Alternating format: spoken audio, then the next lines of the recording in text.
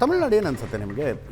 Vijay will call the shots ಅನ್ಸುತ್ತಾ? ಅದೇ ಯಾವಾಗಲೂ ನೋಡಿ, ಇಲೆಕ್ಷನ್ಸ್ಗಳು ನಡೀತಕ್ಕಂಥ ಸಂದರ್ಭದಲ್ಲಿ face and faceless is very important. Correct. ನಾವು ಎಷ್ಟೇ ಸಂಸದೀಯ ಪ್ರಜಾಪ್ರಭುತ್ವ ಅಂದರೂ ನಾಯಕತ್ವ ಯಾರ್ದು ಅನ್ನೋದು ಮ್ಯಾಟರ್. ಯಾವುದು ಗಟ್ಟಿ ಇರುತ್ತಲ್ಲ ಅವ್ರ ಕಡೆ ಜನ ಹೊರಳತಕ್ಕಂಥ ಸಾಧ್ಯತೆಗಳು ಜಾಸ್ತಿ ಇರ್ತವೆ. ಇವತ್ತಿನ ಸಂದರ್ಭದಲ್ಲಿ ತಮಿಳ್ನಾಡಿನಲ್ಲಿ ನೋಡಿದಾಗ ಈಗ BJP ಅಣ್ಣಾಮಲೈ ಸ್ಟ್ರಾಟಜಿಕಲ್ ಮಿಸ್ಟೇಕ್ ಮಾಡಿದರು, ಅವ್ರನ್ನ ಹಿಂಬದಿ. ಬಟ್ BJP ಏನು ಏಕಾಂಗಿಯಾಗಿ ಅಧಿಕಾರ ಹಿಡಿಯುವ ಸ್ಥಿತಿಯಲ್ಲಿ ಇಲ್ಲ. AIADMK ಎಡಪ್ಪಾಡಿ ನಾಯಕತ್ವ ಇದ್ದರೂ ಕೂಡ ಆ ನಾಯಕತ್ವಕ್ಕೆ ಭಯಂಕರ ಗ್ಲಾಮರ್ ಇದೆ ಅಂತಕ್ಕಂಥದ್ದಲ್ಲಿ ಅವ್ರದ್ದು ಒಂದೇ ಒಂದು ಸಾಮರ್ಥ್ಯ ಅಂದರೆ AIADMKನ ಜಯಲಲಿತಾ ನಂತರವೂ ಕೂಡ ಇನ್ನೂ ಹೋಲ್ಡ್ ಮಾಡಿ ಇಟ್ಟಿದ್ದಾರೆ. ಎಸ್. ಇನ್ನೊಂದು ಕಡೆ ಸ್ಟಾಲಿನ್ಗೆ ಆ ನಾಯಕತ್ವ ಇದೆ.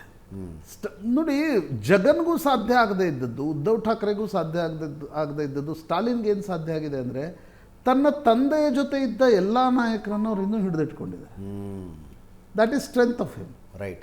ಬಹುಶಃ ಜಾಸ್ತಿ ಮಾತಾಡಲ್ಲ, ಕಡಿಮೆ ಮಾತಾಡ್ತಾರೆ.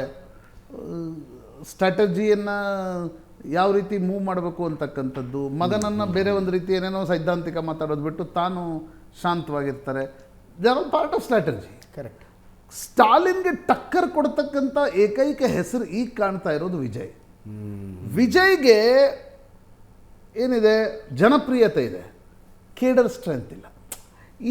ಈ ಸಭೆಗಳಿಗೆ, ರಾಜ್ ಠಾಕ್ರೆ ಸಭೆಗಳಿಗೆ ಬಂದಂಗೆ ಹಿಂದೆ ಜಗನ್ನಾಥರಾವ್ ಜೋಶಿ ಹೇಳ್ತಿದ್ರಂತೆ, ಹುಬ್ಳಿಯಲ್ಲಿ ಮೈದಾನ ತುಂಬತ್ತೆ, ಓಟ್ ಬರಲ್ಲ. ಇವತ್ತು ಅದೇ ರೀತಿಯ ಸ್ಥಿತಿ ವಿಜಯ್ಗೂ ಇದೆ. ಆಮೇಲೆ ಕ್ಯಾಂಡಿಡೇಟ್ ಯಾರು ಅನ್ನೋದು ಮುಖ್ಯ ಆಗುತ್ತೆ. ಅಜಿತ್, ನೀವು ಒಂದು ವರ್ಷದಿಂದ ಭಾಳ ಹೈಪ್ ಕ್ರಿಯೇಟ್ ಮಾಡಿ ಚುನಾವಣೆಯಲ್ಲಿ ನಿಮ್ಮ ಬಳಿ ಕ್ಯಾಂಡಿಡೇಟ್ ಇಲ್ಲ ಅಂತಂದರೆ ಓಟ್ ಯಾರಿಗೆ ಹಾಕ್ಬೇಕು ಜನ? ಅವ್ರು ಹೇಳ್ತಾರೆ ಕ್ಯಾಂಡಿಡೇಟ್ ಸಿಗ್ತಿಲ್ಲ ವಿಜಯ್. ಆ ಕಾರಣದಿಂದ ವಿಜಯ್ಗೂ ಒಂದು ಅನಿವಾರ್ಯತೆ ಇದೆ, AIADMKಗೂ ಆ ಅನಿವಾರ್ಯತೆ ಇದೆ. BJP ಅದನ್ನು ಸ್ಟಿಚ್ ಮಾಡ್ಲಿಕ್ಕೆ ಸಾಧ್ಯ ಆದರೆ ಚುನಾವಣೆಗೆ ಒಂದು ಪುಷ್ ಬರುತ್ತೆ. ಅದರ್ವೈಸ್ ಸ್ವಲ್ಪ ಸ್ಟಾಲಿನ್ಗೆ ಅಡ್ವಾಂಟೇಜ್ ಇದ್ದಂಗೆ ಕಾಣುತ್ತೆ. ನೀವು ನೋಡಿ, ಚುನಾವಣಾ ಪ್ರಿಪ್ರೇಷನ್ ಭಾಳ ಇಂಪಾರ್ಟೆಂಟ್. ಪಿನರಾಯಿ ಆ್ಯಂಡ್ ಸ್ಟಾಲಿನ್ ಒಳ್ಳೆ ಪ್ರಿಪ್ರೇಷನ್ ಚುನಾವಣೆ ಬೇಗ ಮಾಡಿಟ್ಟಿದ್ದಾರೆ. ಅಂದರೆ BJP ಯಾವ ರೀತಿ ಬೇರೆ ಬೇರೆ ರಾಜ್ಯಗಳಲ್ಲಿ ಮಾಡುತ್ತೆ ಅದನ್ನು ಮಮತಾ, ಸ್ಟಾಲಿನ್ ಆ್ಯಂಡ್ ಪಿನರಾಯಿ 3 ಜನ ಮಾಡಿಟ್ಟಿದ್ದಾರೆ. ಕರೆಕ್ಟ್. ಈಗ ನೀವು ಮಮತಾ ಹತ್ರ ಹೋದರೆ ಮಮತಾ ಇಡೀ ಬೂತ್ಗೆ 15 ಲೀಸ್ಟನ್ನು ತಾವು ಮಾಡಿಟ್ಟಿದ್ದಾರೆ. ನೀವೇನು ಪನ್ನ ಪ್ರಮುಖ ಅಂತ BJP ಅವರು ಹೇಳ್ತಾರಲ್ಲ, ಅದನ್ನು ಮಮತಾನೂ ಮಾಡಿಟ್ಟಿದ್ದಾರೆ. ಸ್ಟಾಲಿನ್ನು ಆ ಚುನಾವಣೆಯ ತಯಾರಿಯನ್ನು ಮಾಡಿದ್ದಾರೆ. ನಿಮಗೆ ಅಲೈನ್ಸನ್ನು ಸ್ಟಿಚ್ ಮಾಡಿದ್ದಾರೆ.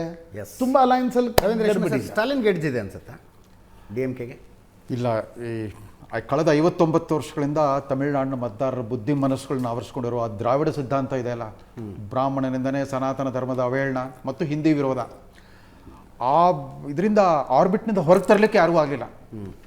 ಅಣ್ಣಾಮಲೈ ಪ್ರಯತ್ನ ಮಾಡಿದ್ರು ಒಂದು ಆಲ್ಟರ್ನೇಟಿವ್ ನ್ಯಾರೇಟಿವ್ ತರಲಿಕ್ಕೆ, ಆದರೆ ಅವ್ರಿಗೆ ಚುನಾವಣಾ ತಂತ್ರಗಾರಿಕೆ ಇರಲಿಲ್ಲ. ಇದ್ದಕ್ಕಿದ್ದಂತೆ AIADMK DMK ಎರಡನ್ನೂ ಎದುರಾಕೊಂಡ್ಬಿಟ್ಟು ಲೋಕಸಭಾ ಚುನಾವಣೆಯಲ್ಲಿ ಗೊತ್ತಾಯಿತು ಅವ್ರಿಗಿನ್ನೂ ಪೊಲಿಟಿಕಲ್ ಮೆಚುರಿಟಿ ಬೇಕು ಅಂತ. ಅದರಿಂದ ಅವ್ರ ಪಕ್ಷದವರು ಸೈಡ್ಲೈನ್ ಮಾಡಿದರು. ಬಟ್ ಅಣ್ಣಾಮಲೈಗೆ ರಿಪ್ಲೇಸ್ಮೆಂಟೇ ಬರಲಿಲ್ಲ. ನಾಗೇಂದ್ರನ್ನು MLA ಮಾಡಿದ್ದಾರೆ. ತಮಿಳ್ನಾಡನ್ನ ಎಷ್ಟು ಸತತವಾಗಿ ವಶೀಕರಣ ಮಾಡ್ಕೊಳ್ಳೋಕೆ ಮೋದಿ ಪ್ರಯತ್ನ ಮಾಡಿದ್ರು ಅಂದರೆ, ಭಾರತ ಸರ್ಕಾರದ 2 ಮಹತ್ವದ ಹುದ್ದೆಗಳು, ಹಣಕಾಸು ಇಲಾಖೆ ಮತ್ತು ವಿದೇಶಾಂಗ ಇಲಾಖೆ, ಸತತವಾಗಿ ತಮಿಳ್ನಾಡಿನ 2 ಪ್ರತಿಭಾಶಾಲಿ ಕೊಟ್ಟಿದ್ದಾರೆ. ಆದರೂ ಅವರಿಬ್ಬರು ರಾಜಕೀಯ ವ್ಯಕ್ತಿತ್ವ ಇಲ್ಲ. ಆಮೇಲೆ ಚೈನೀ ಪ್ರೆಸಿಡೆಂಟ್ ಬಂದಾಗ ಕೂಡ ಮಹಾಬಲಿಪುರಂಗೆಲ್ಲ ಕರ್ಕೊಂಡು ಹೋಗಿ, ಆಮೇಲೆ ಹೋದಲ್ಲಿ ಬಂದಲ್ಲಿ ತಿರುವಳ್ವರ್ ಕೊಟೇಶನ್ ಎಲ್ಲ ಮಾಡ್ತಾ ಬಂದರು. ಚುನಾವಣಾ ಪೂರ್ವದಲ್ಲಿ ರಾಷ್ಟ್ರಪತಿ ಭವನದಲ್ಲಿದ್ದ ಎಡ್ವರ್ಡ್ ಲೂಟಿಯನ್ ಪ್ರತಿಮೆ ತೆಗೆದು ರಾಜಾಜಿ ಪ್ರತಿಮೆ ಕೂಡಿಸಿದ್ರು.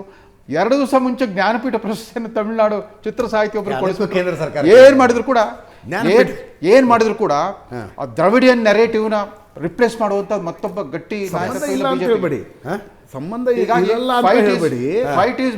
ದಾದಾ ಸಾಹೇಬ್ ಫಾಲ್ಕೆ ಪ್ರಶಸ್ತಿ ಚುನಾವಣೆಯ ಮಧ್ಯದಲ್ಲಿ ರಜನಿಕಾಂತ್ ಕೊಡಲಾಗಿತ್ತು. ರಜನಿಕಾಂತ್ ಬಗ್ಗೆ Kamal Haasan was a miserable failure.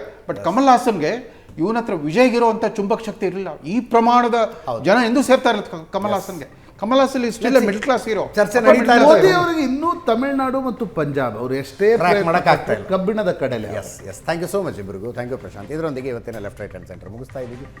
ನೇರಾದಿಟ್ಟ ನಿರಂತರ ಸುದ್ದಿಗಾಗಿ ನೋಡ್ತಾ ಇರಿ ಏಷ್ಯಾನೆಟ್ ಸುವರ್ಣ ನ್ಯೂಸ್.